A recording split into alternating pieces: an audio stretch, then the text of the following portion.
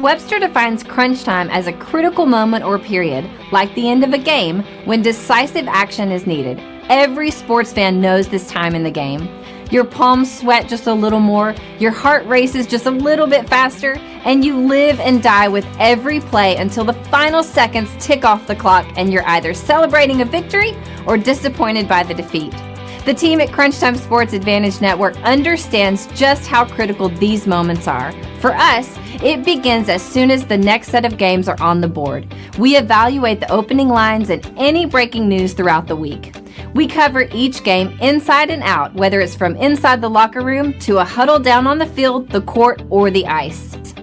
We take you inside the meeting room with scouts, coaches, and executives. We have our fingers on the pulse of all the sports that we cover: the National Hockey League, NBA, college basketball, college football, and the National Football League. We are the Crunch Time Sports Advantage Network, and we're here to help you find your sports advantage.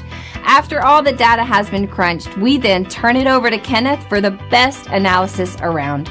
His unique perspective in both understanding the data and how it applies to the game and how you win is the Crunch Time Sports Advantage. Are you ready? The Crunch Time Jet is fueled and ready for takeoff, and the Crunch Time Express is about to leave the station. Your VIP pass has been approved, so all aboard.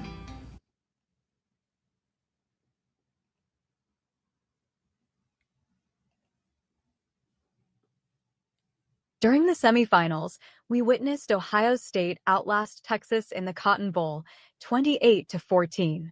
Some poor execution and decisions by Texas were the deciding factor, along with a late fourth quarter scoop and score by the captain.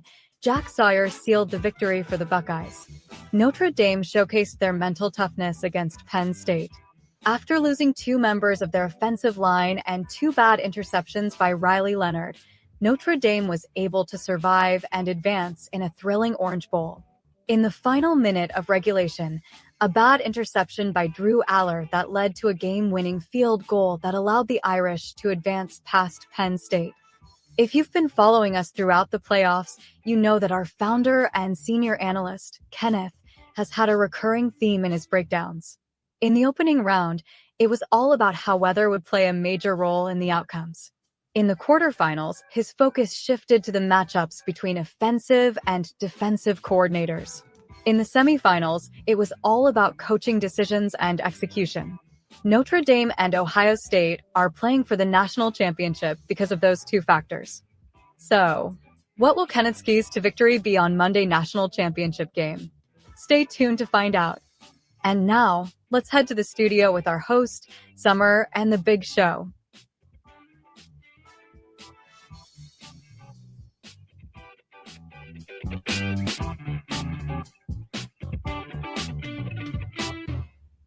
Welcome to the big show. In what has been the longest season in college football history, we have reached the national championship in beautiful downtown Atlanta, Georgia at the Mercedes-Benz Stadium. Joining me to break it all down are my fantastic co-hosts, Jessica, Billy, and Kenneth. Tina did an amazing job with the lead-in for us. Here's how today's show is set up. Jessica will provide you with all the latest updates for Notre Dame, and I will provide you the latest updates for Ohio State. Billy, our senior handicapping analyst, will dive into the opening lines and where the market currently sits. And finally, for the most detailed breakdowns anywhere, our founder and senior analyst, Kenneth, will give you his expert insights and highlight the players to watch. Here is the latest news for Ohio State ahead of the game on Monday night. The Buckeyes are as healthy as a team could possibly be this late in the season. No significant injuries for the team heading into the biggest game of the season. Coach Day and his staff have done a tremendous job of rotating players into the lineup with the number of games these college players are being asked to play in the expanded playoffs. And now, let me welcome in my fantastic co-host, Jessica, for all the latest news for Notre Dame. Take it away, Jessica. Thanks, Summer. For Notre Dame, running back Jeremiah Love is near 100% after suffering a knee injury against Georgia. The news is not as good for starting left tackle, Anthony Knapp, who left the semifinal game against Penn State with an ankle injury. He has already been ruled out of the title game. Head coach, Marcus Freeman, has said that right guard, Rocco Spindler, is questionable with an ankle injury. We do expect Charles Jagusa to be in the starting lineup at either guard or tackle on Monday night. Wide receiver Bo Collins is still dealing with a calf strain, so he is listed as questionable. Now, let me send it over to Billy for the latest betting lines and market trends. Take it away, Billy. Thanks, Jessica. Let's dive into the betting markets for the national championship matchups. I'll walk you through where the lines opened, how they've moved, and where the public and sharps are placing their bets. The line for this game initially opened with Ohio State as a 9-point favorite. Early action leaned toward the Buckeyes, with 50% of the handle and 42% of the bets. As of today, the line has shifted to Notre Dame as an 8.5-point underdog. The betting trends show support for the Irish now, with 45% of the handle and 53% of the bets siding with Notre Dame. This line movement suggests growing confidence in Notre Dame to keep the game close. The game opened with a total of 46.5 and was bet down to 45.5, but late money has come in and pushed the total back to where it opened. It will be interesting to see where this number settles before kickoff. Keep an eye on these trends as we get closer to kickoff, but for now it's clear where the public and sharp money is going. Now, let's send it back to you, Summer. Thanks, Billy, and as always, shop for the best number. And now, folks, it's time for the moment you've all been waiting for.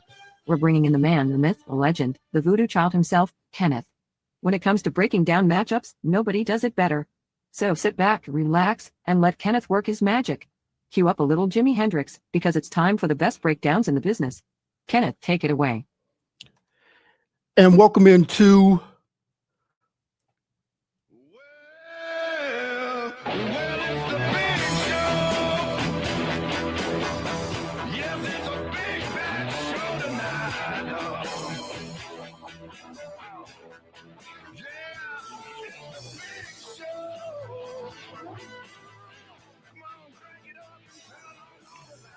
guys like Michael Jordan, Scottie Pippen, and Phil Jackson for the last ride.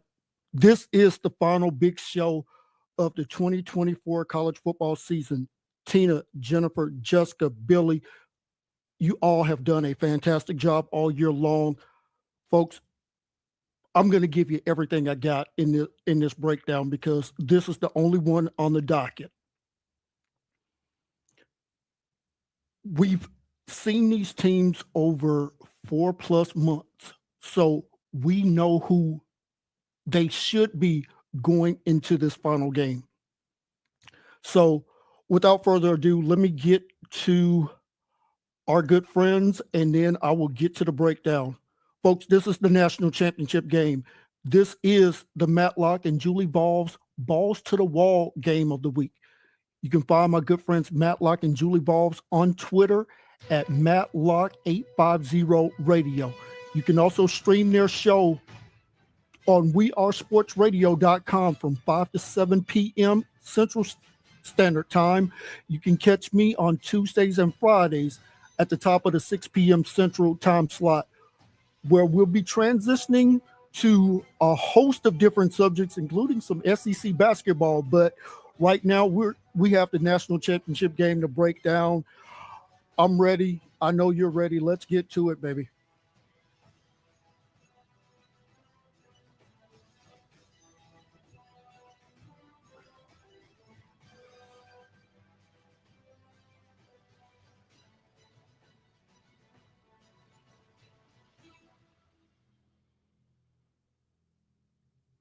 And Jessica, since you got the board, keep me up some of that music there we go.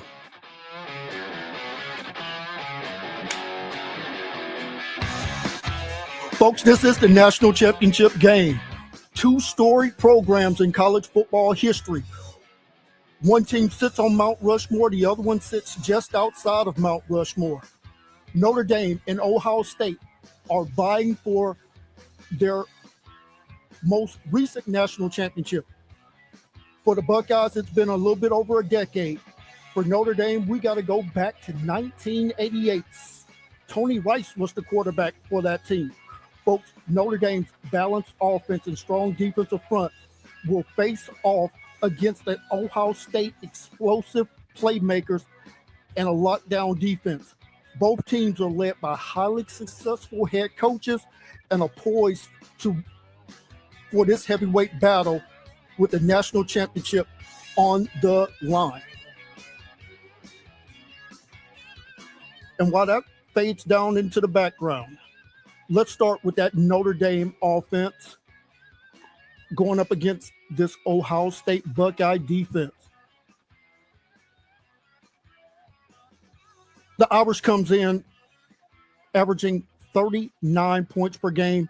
This Buckeye defense only allows 10 points per game. We know that this Irish passing game has struggled. I got some notes on that at the end of this breakdown here. Notre Dame has really struggled passing the ball. 191 yards passing per game. The Buckeyes, this defense is only allowing you 141 yards per game through the air. But where Notre Dame has made their bones all year long, and that is being able to run the ball. And it really hasn't mattered who they faced this college football season. They've been able to hit this century mark on all 15 opponents. They're going to need to do that and then some. And I think that they're going to have to get more closer to their average, which is 245 yards. Now, I do not expect them to get that against the Buckeyes, but I do think that they have to get to that 150 mark. I'll talk about the reason why that number is significant later on in the pod. The Buckeye defense has been stout against the run as well, only allowing 113 yards when we do our statistics. 113 yards allowed rushing per game is just absolutely phenomenal. Got to give a lot of credit to defense coordinator Jim Knowles for just being that kind of elite defensive coordinator. And folks, I'm going to talk about the coordinators once again in this matchup, but I'm going to do it more with an emphasis of working directly with their head coach for a very specific game plan. So let me just touch on the coordinators in this matchup. For Notre Dame, Mike Denbrock is going to have to call the game of the year for Notre Dame to win their first national championship in 4 decades. He's going up against a defensive mastermind in Jim Knowles for the Buckeyes. Chip Kelly for the Buckeyes is going to have to stay within himself against an elite defensive coordinator in Al Golden. All right, let's talk about the total yards per game here for Notre Dame. The Irish average about 437 yards per game of total offense. This Buckeye defense is only allowing opponents 254 yards per game of total offense. Notre Dame looks for the explosive run play, whether it's with Jeremiah Love, with Price, or with Raleigh Leonard. This Buckeye defense, for the most part, fundamentally sound, so they're not giving up a lot of chunk plays. Now, that's not to be said that you can't find explosive plays.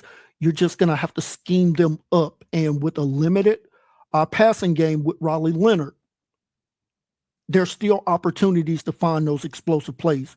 You just got to be disciplined. And when that opportunity presents itself, got to take full advantage of it.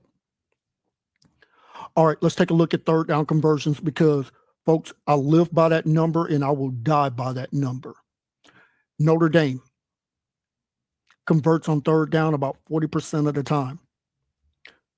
This Buckeye defense, conversion rate, 33%. So 1 out of every 3 times an opponent goes for it on third downs, they're getting that conversion against this Buckeye defense. Something to keep in mind in this ball game. Now, we've seen this number tick up for Ohio State here lately in the playoffs. The Buckeyes are averaging a little over 2 sacks per game on defense. This Irish offensive line, for the most part, keeps Raleigh Leonard really clean. Just a tick over 1 sack allowed per game. Let's go ahead and give you some of the insights for Notre Dame's keys on offense. With a healthy Jeremiah Love, this run game has been elite, and they're going to need to set that tone very early to control the pace of this ball game. Folks, here's a number that I'm going to be counting all night long, the number of possessions. If Ohio State has more than 11 possessions in regulation, that's not good for Notre Dame. What Notre Dame has got to do is they got to go into the archives and pull out the same game plan that the New York Giants under Bill Parcells had against the K-Gun and the Buffalo Bills in that Super Bowl. I believe that the Giants had the ball for over 38 minutes in that ball game. What does that do? That frustrates Chip Kelly. That frustrates Will Howard, where he's now going to start to press a little bit more. And you're going to start to see them kind of play at a frenetic pace that Ohio State doesn't want to play at. But if they know that they got more possessions to play with, Chip can kind of stay within himself and call a game that he wants to call. So it's going to be very important that Notre Dame finds success on first and second down, keeping those third downs very manageable and converting a higher rate on third down. Key number 2 for this Notre Dame offense, Riley Leonard's mobility to neutralize the Ohio State pass rush and create explosive plays. I talked about how significant that was. Here's a key that I picked up watching the Ohio State-Texas semifinal game. Jack Sawyer, who has been playing absolutely phenomenal, and I'm going to call him the captain, Jack Sawyer, because since the playoffs have started, he has absolutely elevated his game. So giving him a lot of credit for that. But what he does is against Texas, he was crashing down. And if Quinn Ewers would have absolutely just kept the ball, there was 10 to 15 yards of free running space consistently on this Buckeye defense. Jack Sawyer, if you notice, he's playing that zone read where he's crashing down on either one of the running backs, either Jeremiah or Price. Riley Leonard will pull that ball out, and he has the speed to get 15, maybe 20 yards, get down, and that basically is 2 free first downs by his leg mobility, and that's an explosive play against this Ohio State defense. Riley Leonard's legs are going to be very key in this ball game to neutralize that Ohio State pass rush. If it causes him, Jack Sawyer, or JT to hesitate a full count, that's going to open up some of those intermediate windows that Riley Leonard is going to have to hit a high percentage of in this contest. Third key, they must maximize drives, especially if they're down in the red zone, by targeting that big tight end, Mitchell Evans. I think that Mitchell Evans has to be a big-time impact in this ball game. And what we've seen from Evans on the season, leading receiver as far as number of receptions, three of his catches are for touchdowns. I think he's going to have to find the end zone at least one time in this ball game. Maybe twice, but I'm going to say at least one time he's going to have to find the end zone in this ball game. Let's talk about the keys for Ohio State when they're on defense. First thing that they must do is contain the Notre Dame rushing attack. Force Leonard into difficult third down situations. Folks, if it's 3rd and 8, don't expect Notre Dame to convert a lot of those, especially against this Ohio State defense.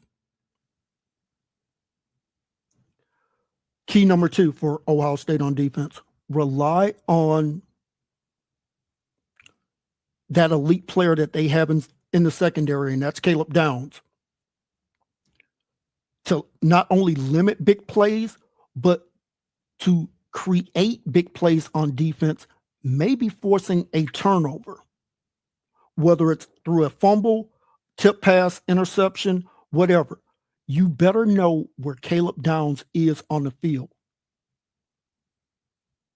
Key number 3 for Ohio State when they're on defense, they must dominate the trenches with consistent pressure, control pressure, as Coach Mack would always tell me, with a mobile quarterback, it's not about the number of sacks. It's about building a cage around the quarterback. And what that would look like is JT and Jack Sawyer, they're not trying to get to the quarterback. They're trying to make sure that he can't escape outside of them. So if JT or Jack Sawyer rushes up the field too widely, it's going to create a natural run lane for a quarterback like Raleigh to get through. And if he's able to get through and makes one of those linebackers miss a tackle, that's where the big plays come in at. So I don't want Sawyer or JT worrying about the number of sacks that they get in this ball game.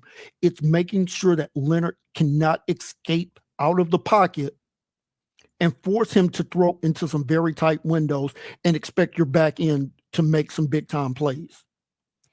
All right, folks, let's talk about the top performers here for Notre Dame, both in the running game and in the passing game. And folks, we're going to start right there with running back Jeremiah Love. You heard it. He is a full go. He's had a nice workload leading up to this contest. 159 carries on the season, 1,122 yards on the ground, 7 yards per reception, 17 touchdowns. Folks, he's averaging 75 yards per game. He's gonna need to get to at least that number and probably a little bit more. I think for Notre Dame to win the national title, Jeremiah Love has got to have at least 100 yards rushing and at least 1 rushing touchdown. The second big ball carrier for that Notre Dame Fighting Irish is their quarterback, Raleigh Leonard. 167 carries, 866 yards, 5.2 yards per carry, 16 touchdowns. He averages about 58 yards rushing per game. He's definitely going to need to get to that, but here's the key. He cannot have any turnovers. We talk about it in soccer. He's got to have a clean sheet. No fumbles, no interceptions in this ball game for Notre Dame to stay in this contest. And then young Jadarian Price, 117 carries, 733 yards rushing, 6.3 yards per carry, 7 rushing touchdowns. He averages about 49 yards rushing per game. He's going to have to hit a home run at some point in this contest. As far as the leading pass catchers, you heard about the injury to Bo Collins. I'll get to him in just a second. Jaden Greathouse, 36 receptions, 464 yards, 13 yards per reception, 2 touchdowns. Folks, that touchdown that he got against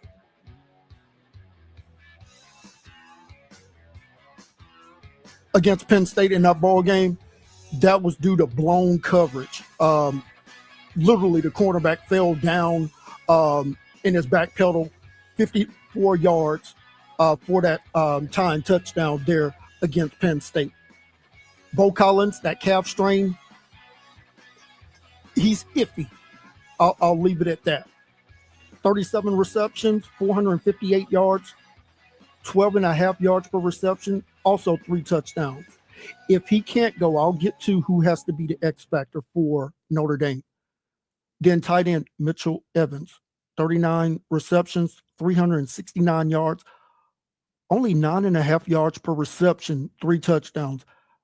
I think that yards per reception number has got to be around 10.5, maybe even 11 in this ball game. X factor at the wide receiver spot if Bo Collins is not able to go, and that is Jordan Faison. He's appeared in 12 games, 29 receptions, 350 yards, 12 yards per reception. His impact, Notre Dame would need to utilize Faison's speed, reliable hands in those short to intermediate passes to help alleviate some of the pressure off of Raleigh Leonard. If you're going to attack this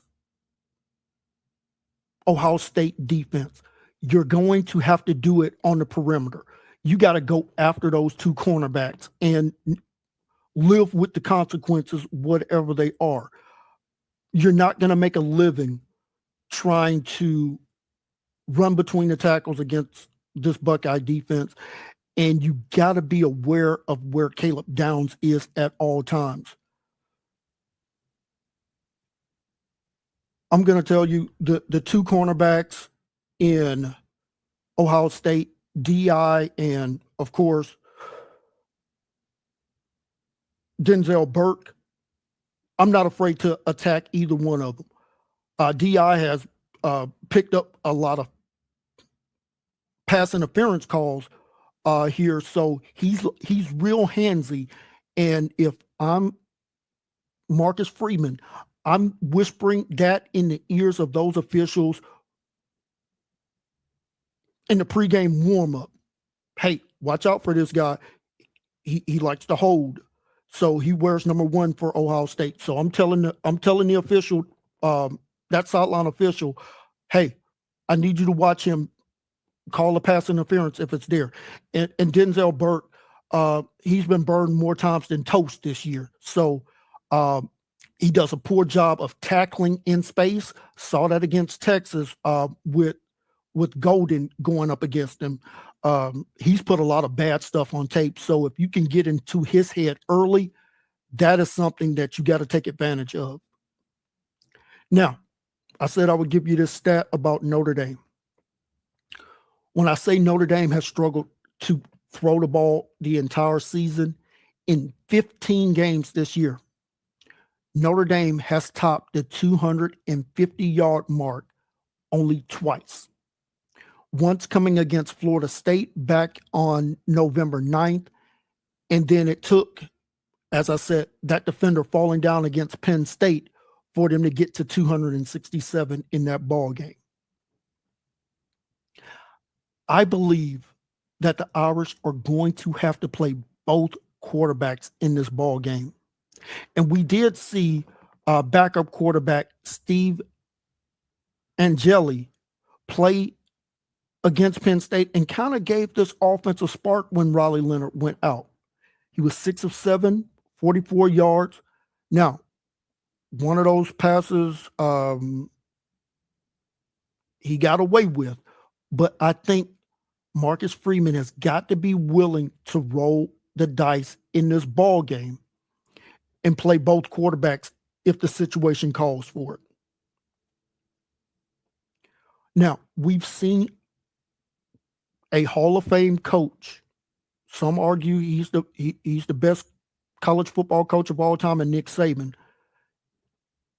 He was able to bench Jalen Hurts in a national championship game against Georgia when Georgia went in at the end of the first half, got that touchdown. I don't think if Georgia gets that touchdown, Nick stays with Jalen Hurts. Tua comes in the game. They come back. You know how that game ended on 2nd and 26. Devontae Smith, future Heisman Trophy winner. I think that that's going to be a big key in this ball game for Notre Dame. Got to see both quarterbacks in this contest. All right, folks, let's flip it over and let's get to the Ohio State Buckeyes. And of course, I'm going to say a quick hello to my good friend, Amber. You and your Buckeyes are 60 minutes away from being able to hoist that national championship, but a lot of work has got to be done to get there. So we'll see if your Buckeyes are able to get it done here.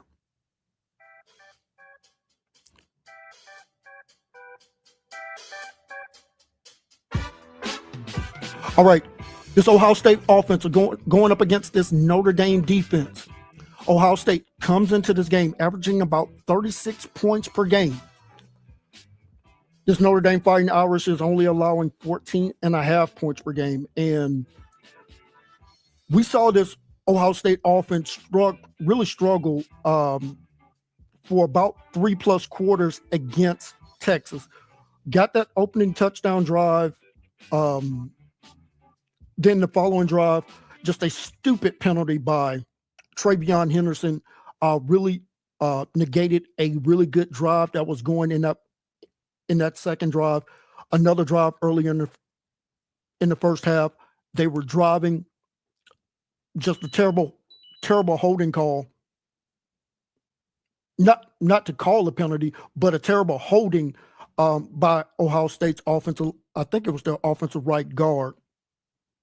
Got that penalty, negated another scoring opportunity.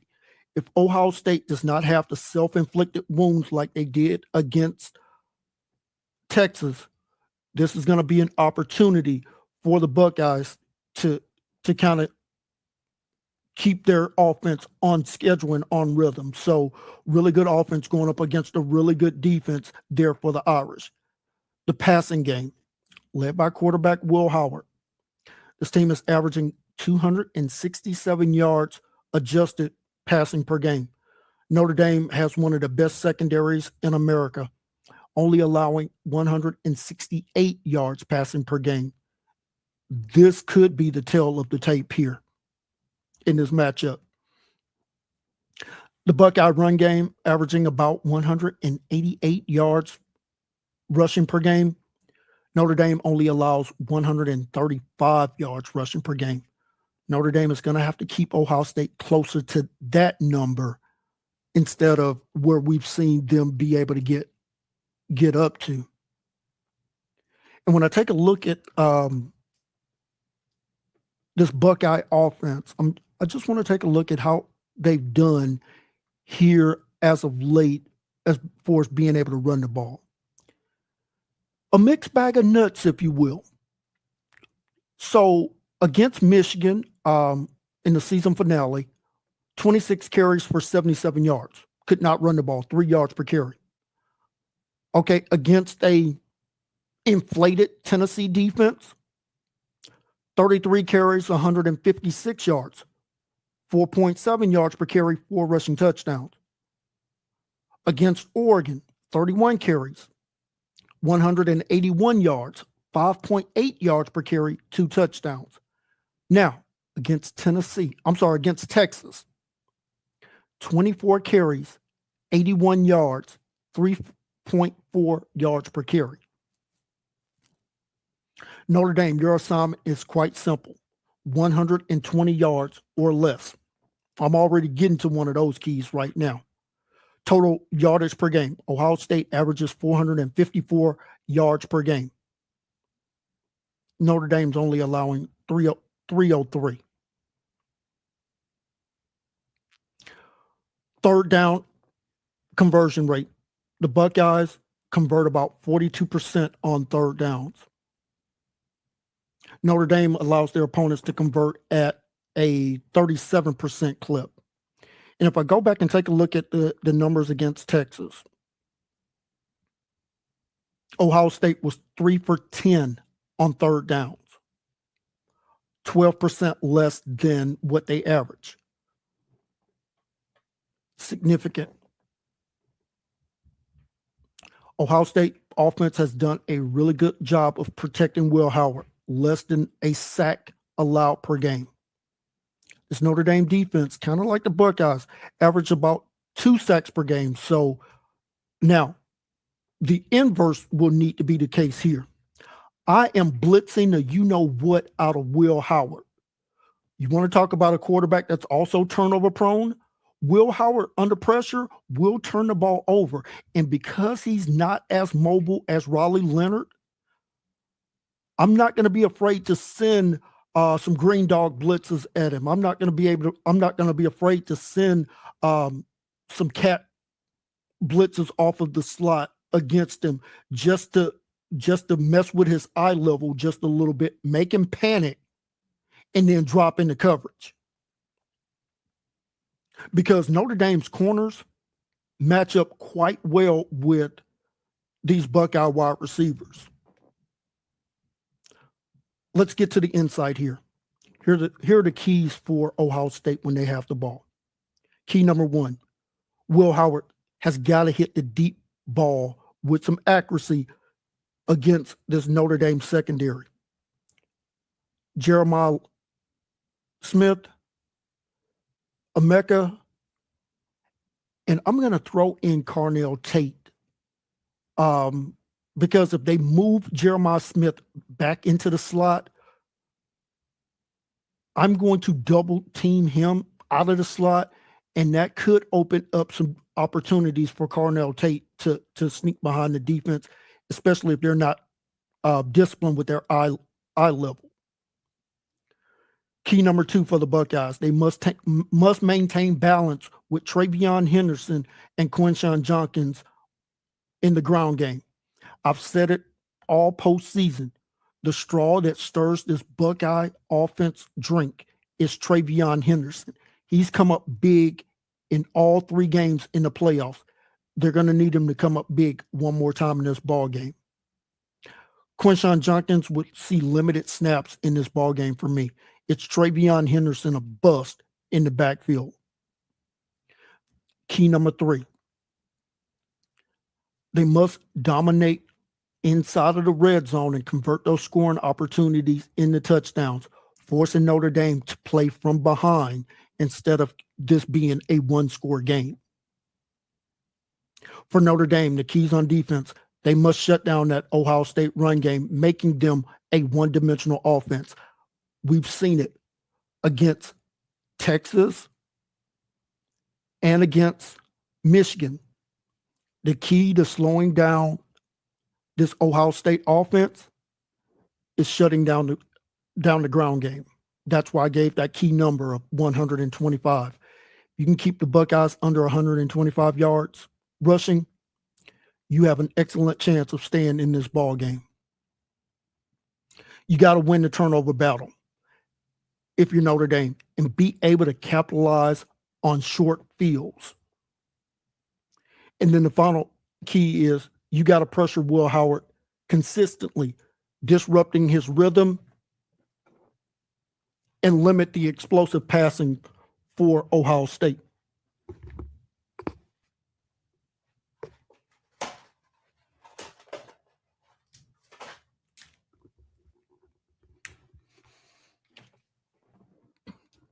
And let's talk about the top rushers for Ohio State, and then we'll get to the receivers here. And as I said, it starts with Travion Henderson, 132 carries, 967 yards, 7.3 yards per carry, 10 rushing touchdowns. He averages about 65 yards per game on the ground. The Ole Miss transfer in Quinshon Judkins, 183 carries, 960 yards, 5.2 yards per carry, 12 rushing touchdowns. He averages about 64 yards per game. And then finally, Will Howard.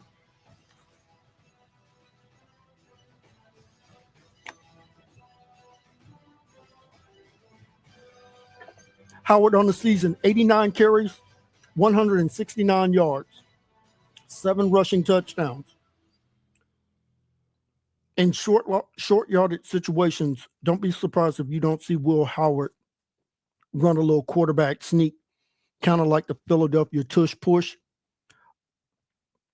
Would not be surprised to see that. As far as the wide receivers go, folks, he's no longer a freshman. He is a sophomore at this point. Jeremiah Smith, 71 receptions, 1,227 yards, 17 yards per reception, 14 touchdowns.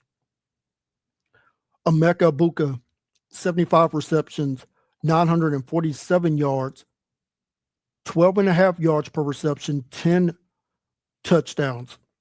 Averages about 63 yards per game. And then Carnell Tate, 50 receptions, 698 yards, 14 yards per reception, 4 touchdowns. Averages about 50 yards per game. The X factor will be G. Scott Jr.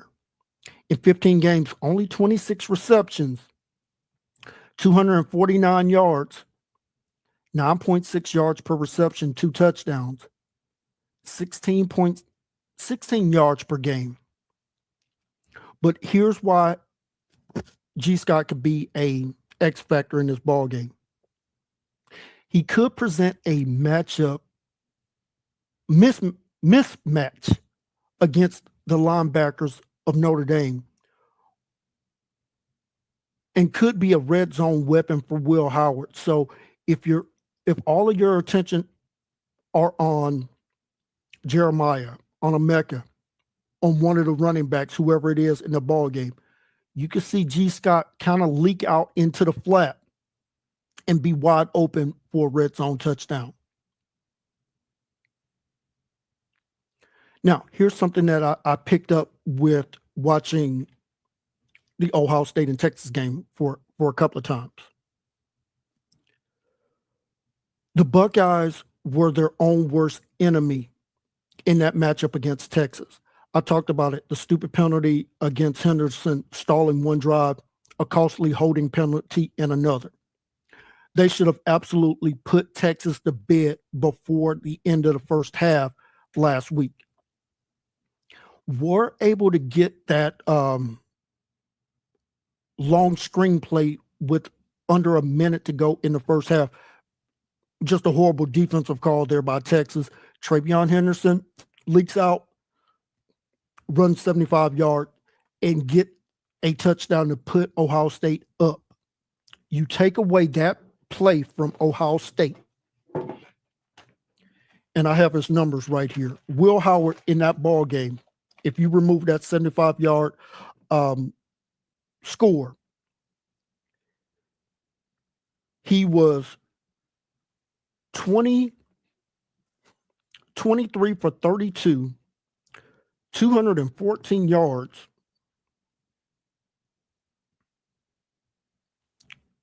6.7 yards per attempt, no touchdowns, 1 INT. I talked about it. Ohio State cannot run the ball. 24 rushing attempts against Texas, 81 yards, 3.4 yards per carry. The longest run by Travion Henderson was 22 yards. Folks, there's a blueprint out on Ohio State, and if Notre Dame can execute it, there's a path for them to stay in this ball game. Also picked up from the film study something that I don't think anybody else is going to really talk about, and that is the center for Ohio State does all the line calls. That's very typical. But something that I noticed is the center is not the one deciding when the ball is going to be snapped based on the quarterback signal. It's actually the left guard, Montgomery, who basically taps him on his left thigh, and then it's either on that one count or it's a delayed 1.5 count, and then the ball is snapped. Now, if I'm defensive coordinator for Notre Dame in this ball game, if I'm Al Golden, Howard Cross the third, I'm going to cross that guard's face before the ball is snapped. And I'm going to try to shoot that gap. So as soon as Montgomery turns back around after looking at Will Howard, I'm going to shift right into that A gap, and I'm going to absolutely shoot it more times than I'm not. And I'm going to try to get Cross right there in the backfield at the initial snap. So with that kind of delay, and especially if you time it up just right, now you can start to run some unique things with this Ohio State protection scheme. So I could line Cross up over the center, and then as soon as I see that signal, I shift outside shade on Montgomery's outside shoulder, so his left arm, and then I'm bringing a linebacker right through the heart of that defense, right through that offensive gap there. And I'm going to be able to blow up some plays and possibly get a turnover that way. I'm going to look for that very early in this ball game. How does Al Golden attack that that offensive line, especially when they're giving you tips on when the ball is going to be snapped in this ball game? Something I'm gonna keep a real close eye on in this contest. All right, let's get to some deeper dives in the breakdown, because I'm going to give you folks some stats here that we normally don't give out, but because it's the final game, we're opening up the entire playbook. So let's talk about some expected numbers that we're seeing based on where the data is taking us.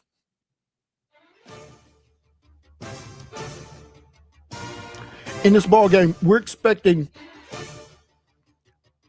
Notre Dame to get close to 188 yards rushing per game.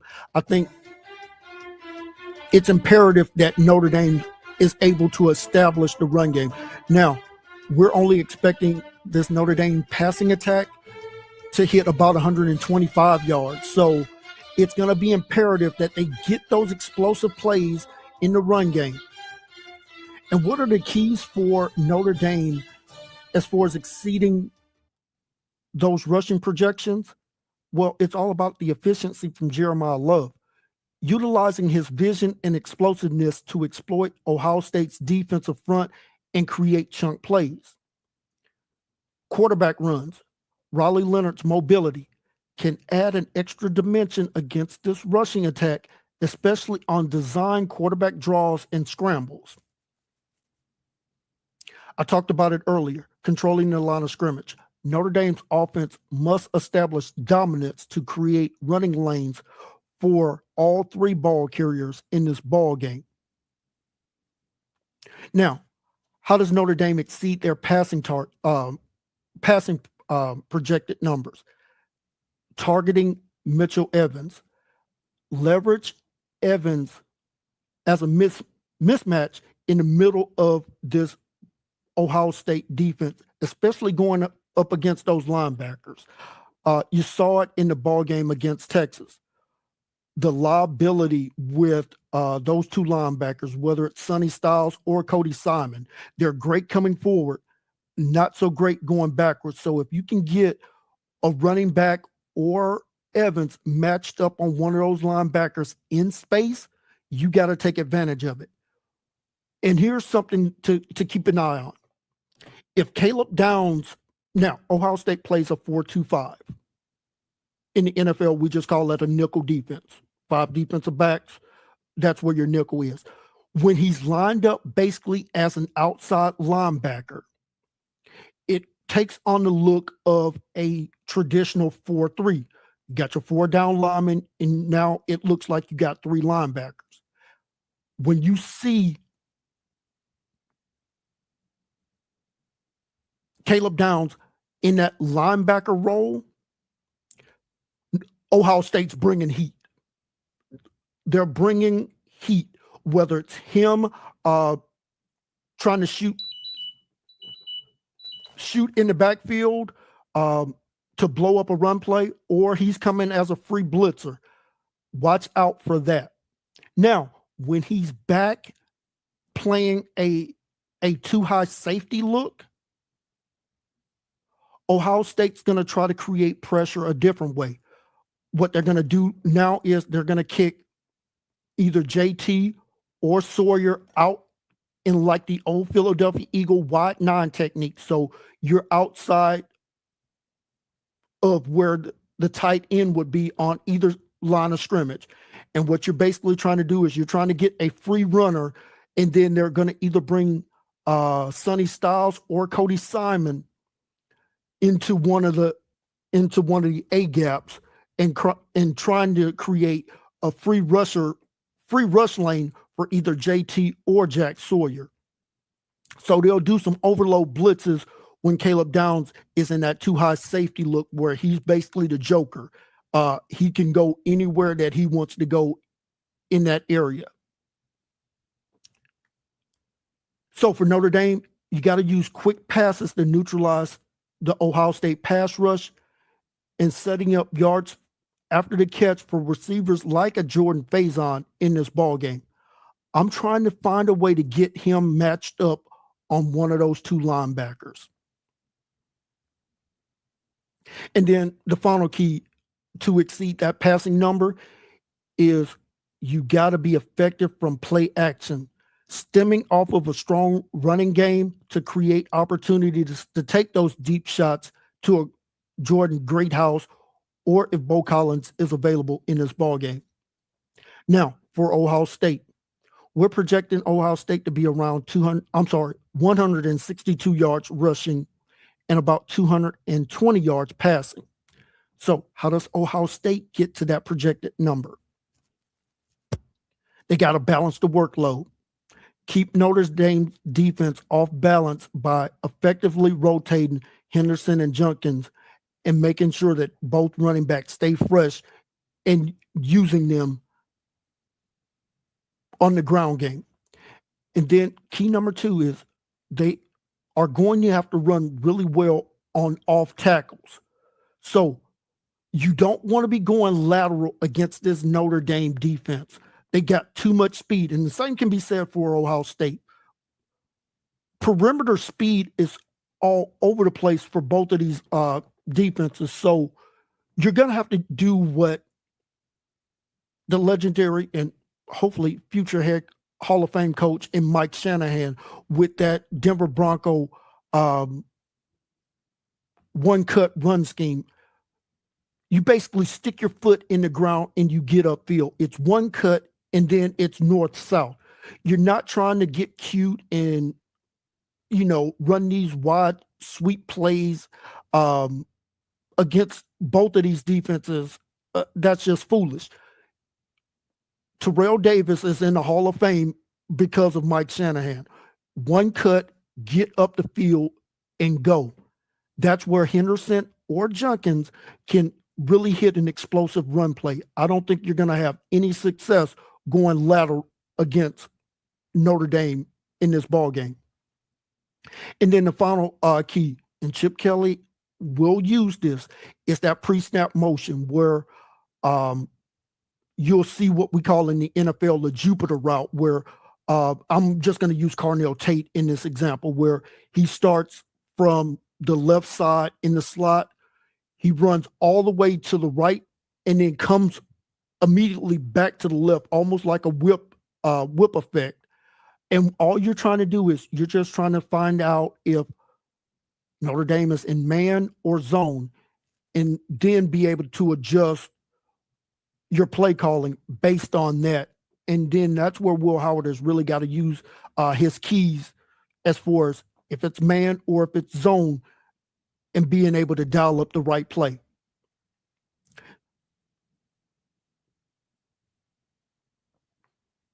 Now, as far as Ohio State being able to hit their projected passing numbers, Jeremiah Smith has got to be that deep threat. We saw he was absolutely neutralized against Texas in that ball game. And when I say neutralized, that's exactly what he was. That young man had one catch for 3 yards in this ball game. Last time we saw him struggle like that, Chip Kelly tried to feed him very early in that game against Tennessee and did so. If I'm Al Golden, I'm aware of that, and I'm going to make sure that Jeremiah Smith is double teamed on the very first time that Ohio State has the ball. Got to keep him frustrated in this ball game. The second key is for Ohio State, you got to keep Will Howard clean. Limit Notre Dame's pass rush by quick throws either to Emeka, Carnell Tate, or even G. Scott in this ball game. Wouldn't be against seeing a little bit of a running back screen every so often in this ball game, just to slow down that Notre Dame pass rush and allow Howard time to execute the game plan.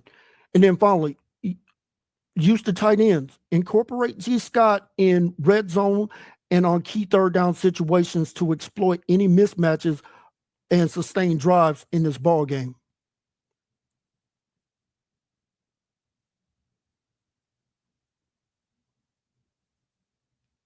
So here's some final keys for this ball game and final thoughts as we wrap things up here. Surpassing rushing projections for Notre Dame will allow them to control time of possession and keep that Ohio State high-powered offense off the field. Exceeding their passing projections will diversify their offensive attack and make Ohio State defend both facets of their offense. For Ohio State, surpassing their rushing projections will allow Ohio State to establish offensive balance and open up play action opportunities. In exceeding their passing projections, it will allow them to stretch the field, putting pressure on this Notre Dame defense to defend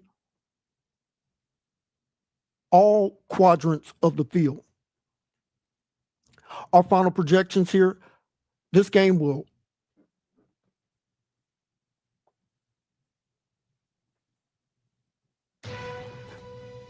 In our final projections, this game will showcase a clash of strengths. Notre Dame's rushing attack versus Ohio State's elite defense.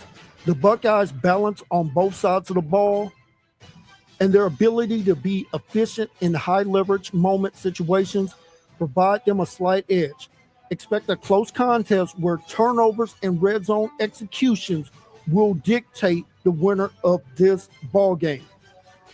And folks, as we wrap up, I want to say thank you for joining us each and every week throughout the regular season and, of course, the college football playoffs.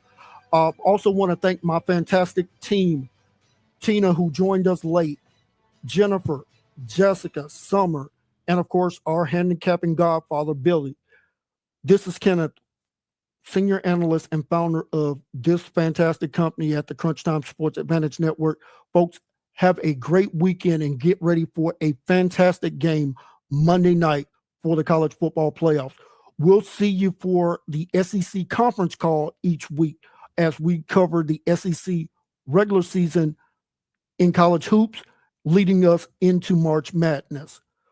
So once again, on behalf of our fantastic team here at the Crunch Time Sports Advantage Network, enjoy the national championship game, and we're going to probably go live midway through the fourth quarter on YouTube, and we're going to stream that on Twitter as well. So stay tuned for more information. Check out Crunch Time VIP on Twitter for more details about that. Have a great rest of your day, everyone, and as always, God bless.